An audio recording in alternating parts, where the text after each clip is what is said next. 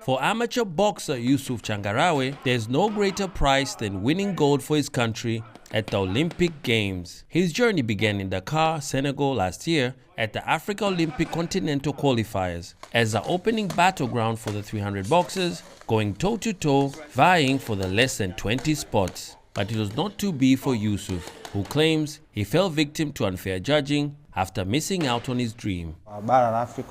For the African continent, they allocated one gold medal for each weight class. It's disheartening because I won my match, clearly unfairly, but still I was unfairly sidelined. North Africa emerged dominant with 12 boxers qualifying for Paris 2024 following the first Intercontinental Olympics qualifier held at the indoor stadium Hallmark in Bangkok, Thailand. And no fighter from East Africa made the cut. For the first time in 60 years that the boxers will miss out on the Summer Games. The previous Olympics in Tokyo allocated 49 slots to African boxers, but this year the continent was allotted a mere 18 slots, divided between 7 men and 11 women. With such limited opportunities, the desire for competition has never been so fierce, challenging African boxers more than ever before.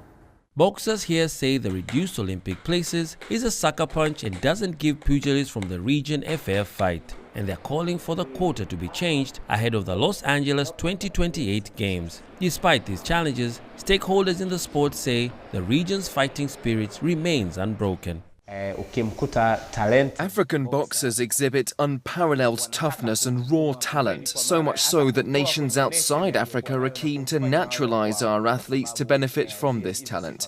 The Tanzanian boxing scene is on fire right now, thanks in part to athletes like Hassan Mwakinyo, Africa's #1 super welterweight professional boxer. There's still hope for Yusuf to pursue his Olympic dreams through gaining wildcard entry as one of the 9 universality places available for Africa. The universality places are located to boxers from nations with traditionally small delegations. But for aspiring Olympians, traveling to its various qualifiers is a costly business. We ask the government for more support because what we are doing is being seen in the boxing world. When I fight, I am not paid. I depend on the government to facilitate me. For instance, for all these qualifiers, I got no money. It's a person's own drive to push to the next level. Fighters like Yusuf lament that boxing receives less money than other Olympic sports like track and field. The Ministry of Sports and the Tanzanian Olympic Committee were not available to comment on the matter. But these boxers hope public pressure and strong performances at the ring will turn the tide. Daniel Kijo, CGTN, Dar es Salaam, Tanzania.